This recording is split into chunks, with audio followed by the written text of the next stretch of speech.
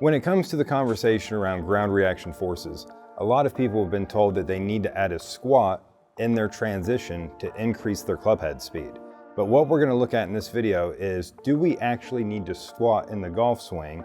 And is a squat the right idea for you trying to add speed and precision to your golf swing? So make sure to stay tuned to this video because you're not going to want to miss this.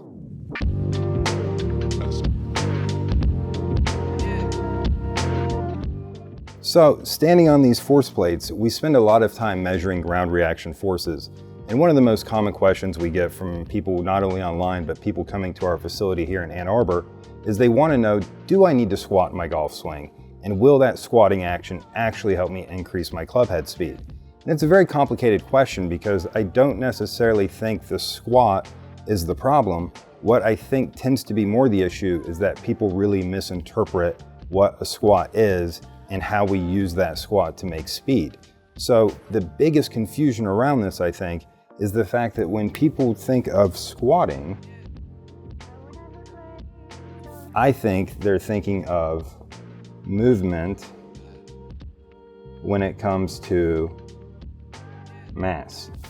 So when we talk about movement when it comes to mass, I think that when most people are thinking about squatting in the golf swing, where a lot of people get into trouble is that they get the club up to the top of the swing nice, but then they try to lower the body down to try to shallow the golf club. And they're trying to move everything in the name of trying to shallow the golf club. But when we are moving in that downward motion and getting closer to the ground, a lot of people have a difficult time getting back up in time and not hitting the ground too soon. And that's where I think when we think of actually lowering the mass or lowering the body, we tend to find a lot of issues with our golfers. So what we want to think of is we want to think of forces being produced, and we want to think of how we read these graphs. So like we said, a squat tends to be thought of as a movement of mass. And what we actually want to do is we want to change the term to the de-weighting, which is part of the de-weighting phase, okay? And this equals a movement, but of pressure.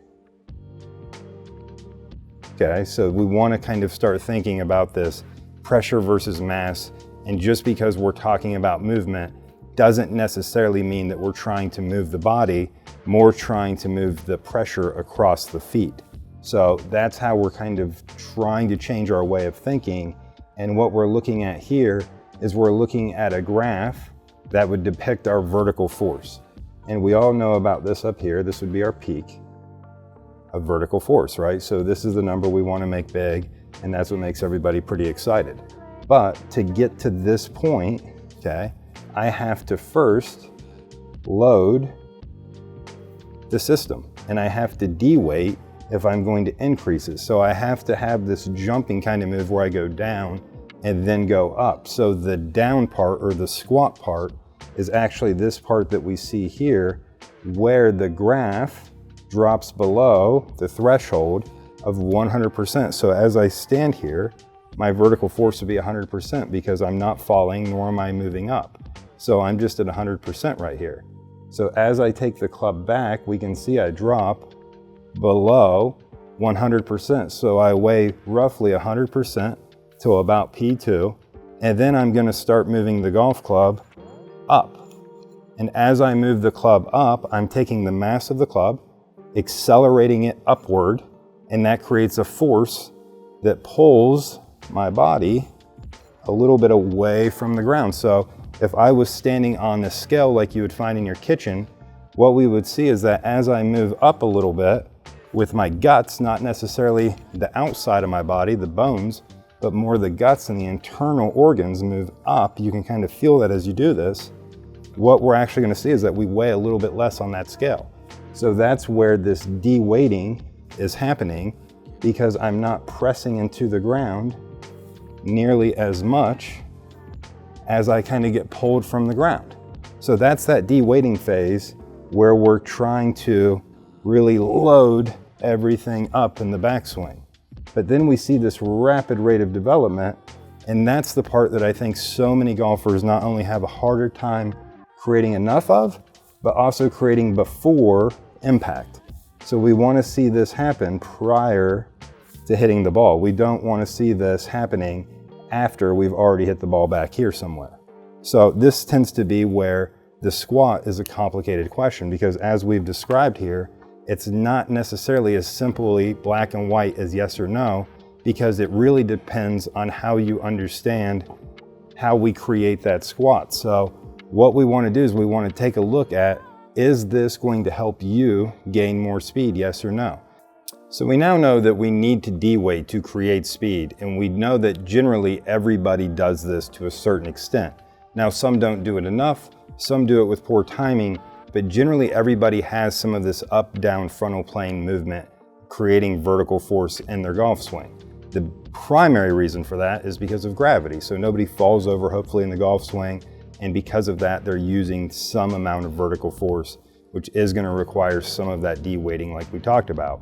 So when it comes to adding some of this into our golf swing and determining whether we need a little more of this or not, I think it's really important to think about where you currently are in your golf game. So if you're a player who, when you're playing golf, tends to struggle with hitting the ground kind of fat or feeling like you're kind of always stuck, some of this squat may be good for you. But I want to talk about where we create that squat. So when it comes to actually feeling like we're going to try to create a little bit more squat, I want you to, instead of feeling like it happens as you try to move the club down, I want you to feel like the squat kind of happens as you move the club back.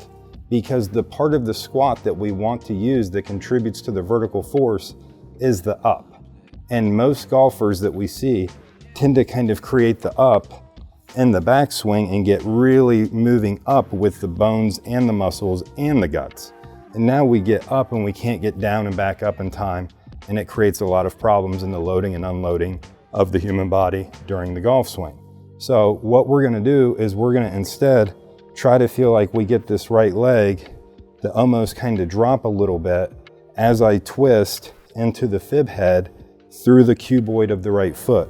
So that's going to turn my right knee as far outward as possible, and now I'm able to really turn and feel like I almost sit a little bit into my right hip, and that's going to help me access a little more rotation here in the trail hip, which is going to help us kind of create more of that squat where our butt wants to go more back and down.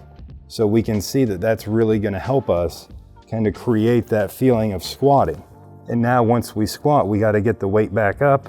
So now we're going to feel like we're pushing and driving and twisting out of that cuboid into the head of the first metatarsus and through to the ball. So really creating more of that squat during the backswing versus in transition is going to help a lot of golfers who struggle with being way too late in the development of that and hitting the ground before the ball. So I know we've discussed a lot about the difference between pressure and mass in this video, and that's why it's always important to make sure that we're not only accounting for the kinematics, what we can see moving through time and space, but also able to get onto some force plates or even a pressure mat to see what the kinetics look like as well, because like I said, squatting is important and the up and down motion is important in the golf swing. However, our understanding of how to squat, and more importantly, the aspects of the squat that we want to utilize during the golf swing are the most important. So by understanding that we want to use the up part of the squat way more so than the down part of the squat is really going to help you add some speed and some precision to your golf game. So if you like this video, please make sure to subscribe to our channel.